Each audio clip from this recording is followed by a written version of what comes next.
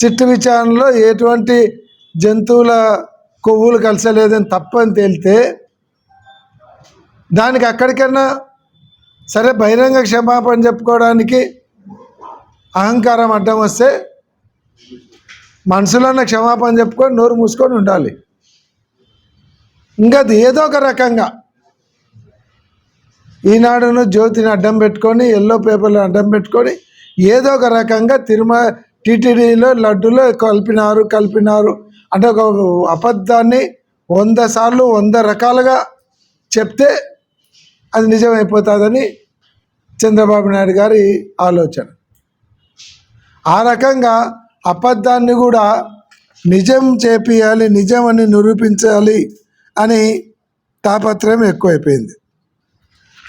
పోనీ వైవి సుబ్బారెడ్డి గారి పేరు కానీ లేకుంటే కరుణాకర్ రెడ్డి పేరు కానీ ఎక్కడన్నా సిబిఐ ఛార్జ్షీట్లో ఉందా?